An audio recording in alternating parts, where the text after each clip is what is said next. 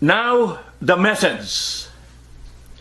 Let's desire the presence of God, part 2. Let us desire the presence of God, part 2. I would like to keep as our focus the desire for God's presence to go with us into the rest of this year, 2021, even beyond this pandemic and this condition. This church, Christian Fellowship Center, Santa Cruz, is part of a new period in our lives, both Edna and myself, as retirees from our secular jobs. We are looking to what lies ahead and dreaming of a marvelous future with you, brothers and sisters. Much like the Israelites and the Hebrew people, we all have failures and successes in the past. God has done marvelous things and His presence has been with us. Now, as any other time, we want God to go with us as we move ahead into this year, 2021. Let me ask you this. Have you ever seen a room light up the moment a certain person walks into it? There is something intangible. You can't really put your finger on it, yet very real about their magnetism. Their larger-than-life persona mysteriously charges you, maybe even changes you, and makes you want to capture even a momentary smile from them.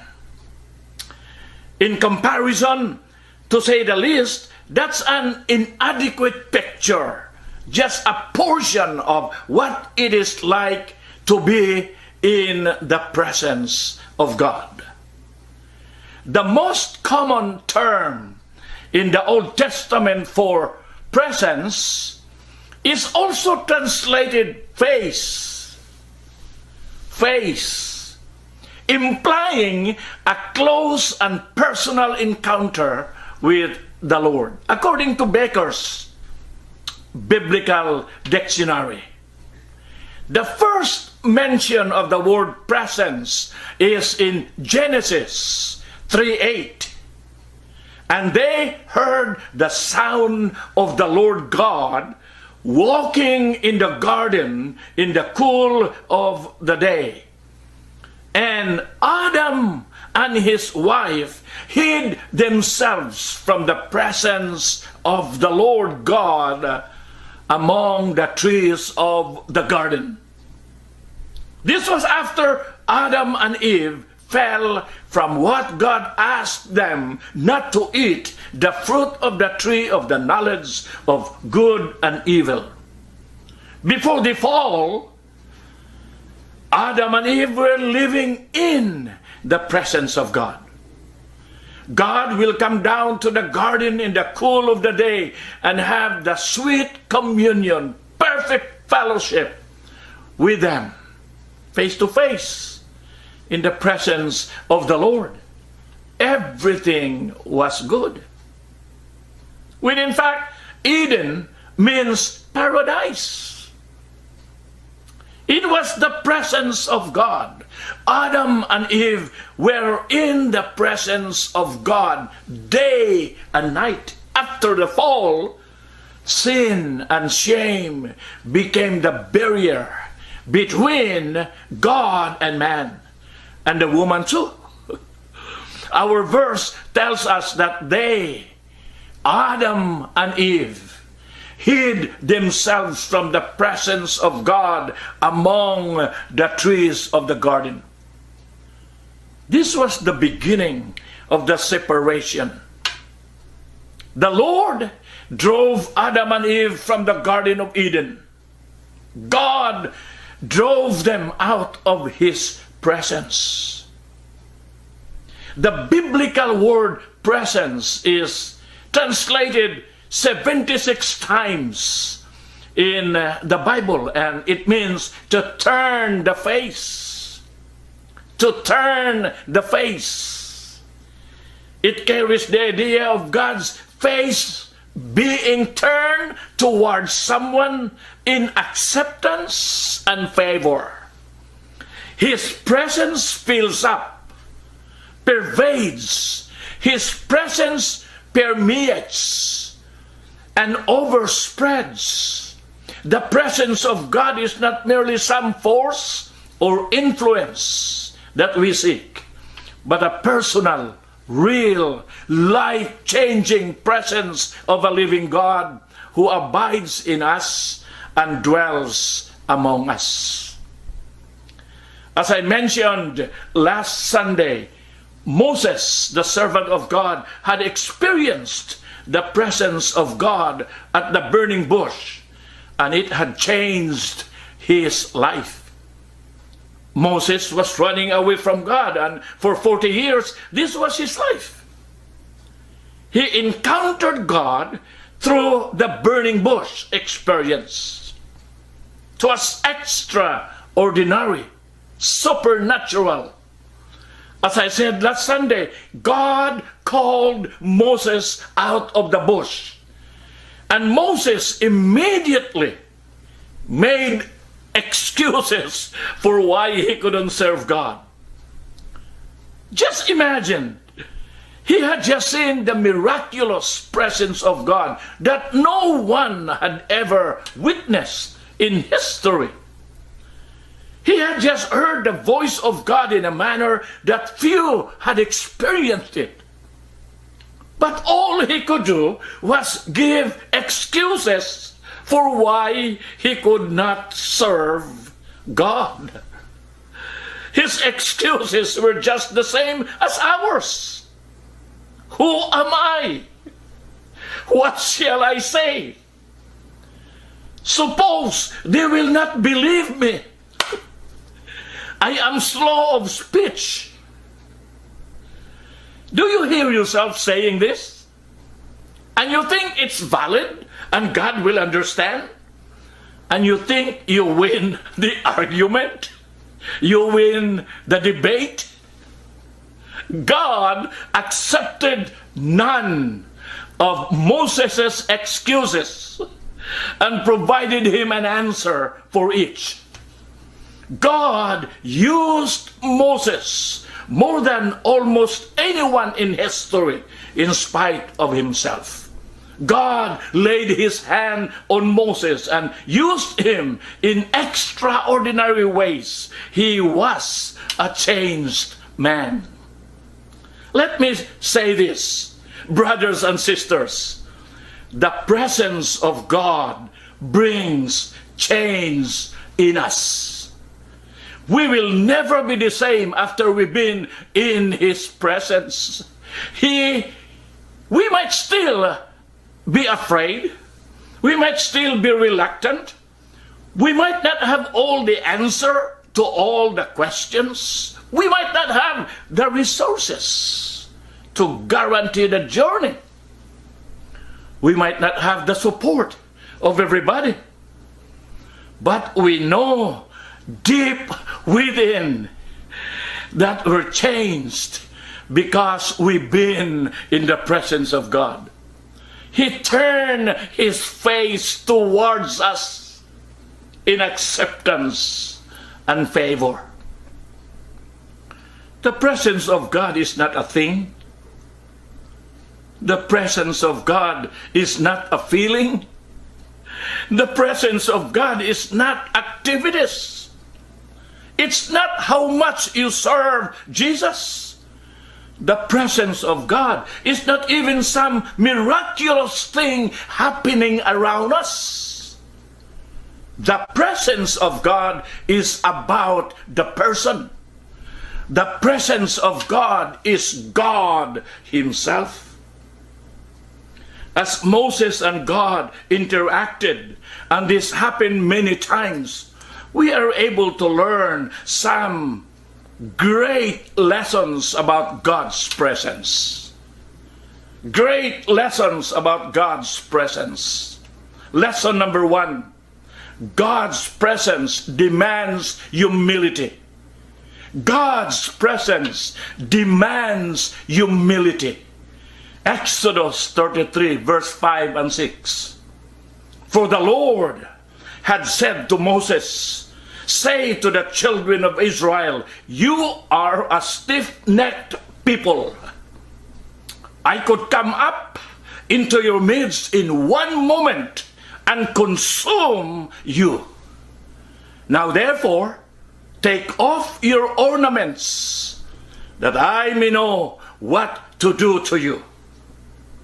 So the children of Israel stripped themselves of their ornaments by Mount Horeb. God cannot go with them because He will certainly consume them along the way. Therefore, He calls upon them to humble themselves by removing the ornaments. What's the message? The ornaments were from their past. The ornaments positively reminded them of their exodus from Egypt by the might of God. The ornaments negatively reminded them of their rebellion against God when they built the golden calf with them. The ornaments represent their past. The church has a past. Actually, a long history. We have positive memories of God's mighty hand at work, knowing that His presence was with us. And we also have negative memories of shortcomings, our failures and weaknesses. Let us strip ourselves of our ornaments. Put the past where it belongs, behind you, especially the failures, and maybe even the successes. Let us look ahead with all humility and let us seek God's presence. God has brought us this far, but still we continue to need Him to go with us farther. The lack of ornaments would be a continual reminder of how quickly they had rebelled against their deliverer. Some Old Testament commentators suggest that people did not wear ornaments for the remaining years of their wilderness journey. Regardless whether this is true or not, they would need to embrace humility. God's presence demanded it. We must admit that we are all sinners, stiff-necked people. We must mourn over our sin, and we must come to that realization that we need God's presence. We want to go with God. God desired to go with us for what lies ahead. We bow down before Him. We humbly seek His presence. Lesson number 2. God's presence creates worship. God's presence creates worship. Exodus 33, verse 7 to 11. Moses took his tent, and pitched it outside the camp, far from the camp, and called it the tabernacle of meeting. And it came to pass that everyone who sought the Lord went out to the tabernacle of meeting, which was outside the camp. So it was, whenever Moses went out to that tabernacle, that all the people rose And each man stood at his tent door and watched Moses until he had gone into the tabernacle. And it came to pass, when Moses entered the tabernacle, that the pillar of cloud descended and stood at the door of the tabernacle. And the Lord talked with Moses. All the people saw the pillar of cloud standing at the tabernacle door, and all the people rose and worshipped, each man in his tent door. So the Lord spoke to Moses face to face, as a man speaks to his friend, and he would return to the camp. But his servant Joshua, the son of Nun, a young man, did not depart from the tabernacle. You know what? This is a very interesting passage. Moses pitched his tent outside of the camp and calls it the tabernacle of meeting, or tent of meeting in other translations. This is not the tabernacle in the midst of the camp. This is Moses' tent. This is something temporary. It is part of the reconciliation process with God's people. And there are lessons that needed to be learned. There was some sorts of a ritual that happened here. Moses would make up his way through the camp.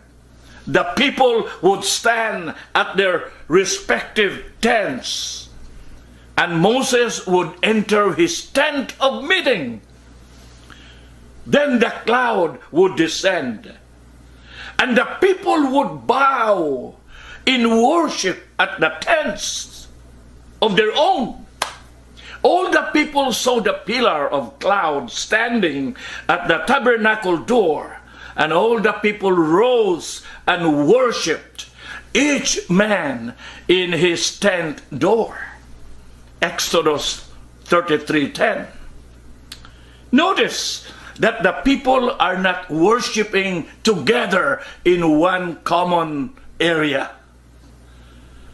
And also notice that God is not in the midst of his people in the tabernacle that was in the midst of the camp. That will come later. Right now, the lesson is simply that there is a special connection between God's presence and worship that is not confined to one form or place. In other words, worship can also happen at our homes and not just at church. God will meet with you whenever and wherever you may be. Worship can happen in the tent as well as at home. God's presence, his face being turned to you in acceptance and favor. You'll have his presence whenever and wherever. Pandemic or none, God's presence is available and can happen at church or at home. Thirdly, God's presence involves intimacy. God's presence involves intimacy. Again, keep in mind that this is only a partial vision of what will be expressed in the tabernacle, in the temple. We see something special here as it relates to Moses. He goes into the tent of meeting, his tent, and the Lord meets with him. Verse 11 is a special verse. Exodus 33:11. Thus the Lord used to speak to Moses face to face as a man speaks to his friend. When Moses turned again into the camp, his assistant Joshua, the son of Nun, a young man, would not depart from the tent. He's so eager to stay there. The phrase face to face doesn't mean that Moses actually saw the face of God. Other texts clearly indicates that God's face cannot be seen. Exodus 33 verse 23. No one has ever seen God, says John in chapter 1 verse 18. Rather, this phrase is a figure of speech to describe the intimacy of Moses' relationship with God. It is a term of endearment and validation of Moses' leadership. God was at a distance, but Moses met with God like face to face. What a stunning sight this must have been. Moses enters the tent. The cloud descends, and the people knew that Moses and God were talking.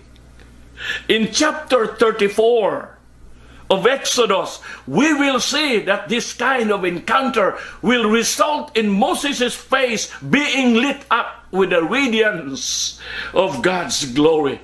The point of all of this is simply that there is something really beautiful and amazing about the intimacy of God's presence. God with us is so lovely. The mountains melt like wax at the presence of the Lord. Psalm 97:5. The fire and power of His presence melts away every mountain, every obstacle and hindrance before us, and every satanic plan for our lives. Our fears and insecurities, our pains and burdens are lifted, are taken away as we come into God's presence. Fourthly, and this is the last, God's presence brings rest. God's presence brings rest. We see this in verse 14. My presence will go with you, and I will give you rest. Moses pleaded with the Lord that if he had found favor in God's eyes, he would not cut off his people Israel, but accompany them into their promised land. And the Lord graciously replied, my presence shall go with you, and I will give you rest. Moses had been faced with a tremendous challenge and interceded with boldness on behalf of his people. With every fiber of his being, Moses knew that without the Lord, their journey into Canaan would be futile and their lives would be fruitless. He knew that Israel's continuing relationship with God was of greater value than every square inch of the promised land. For without the Lord, life would be meaningless. Brothers and sisters, my beloved friends, to be given every other blessing is of no value if God is not with you. What is the value of Canaan? What is the value of America? What is the value of milk and honey?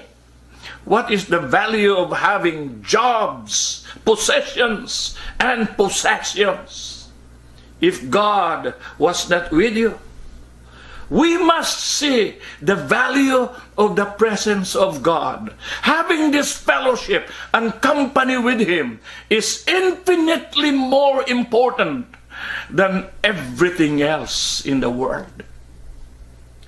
Moses' heart's desire was that God's presence would be with them, and that the Lord would be glorified through His people. Moses knew the importance of unbroken communion with God and the serious consequences of being out of fellowship with his heavenly Lord. Beloved brothers and sisters, I wonder if we care as deeply for our brothers and sisters in Christ who cause us pain as Moses did for Israel. I wonder if we would intercede so passionately for others who wrong us or defend the character of God with such fervor. I wonder if when tested like Moses, we would be prepared to put aside our own welfare to defend the integrity of God and for the benefit of others. I wonder if we have the same intense love for our Lord Jesus and has a deep desire to maintain sweet fellowship with Him as we see in the life of Moses. Our rest is in the presence of God. When we surrender into His power, our earthly strength is recognized as weakness. God's presence floods us with hope, peace, and joy. This true strength helps us in the midst of trials where we are able to face the most difficult situations. We need God's presence. When God talks about His presence going with us, He is not referring to some mystical cloud that hovers above us. He is speaking of one. He is speaking of one who is very actively participating in our day-to-day struggles and being the answer for every one of those struggles. We must actively keep ourselves in His presence, saying yes to God and obeying all He requests is how we surrender to Him. In this way, we are not worried, fearful, or anxious because we are trusting Him for good results. Our trust in Him becomes a resting place of quiet, peaceful living. Let's remember, God's presence demands humility. God's presence creates worship. God's presence involves intimacy. God's presence brings rest. Come to me, all you labor and are heavily laden, and I will give you rest. Matthew 11:28. Brothers and sisters, beloved friends, let's all come to the presence of God through Jesus Christ, the Savior, Lord, and King. Shall we pray? Heavenly Father, thank you that you are a God who is faithful and true,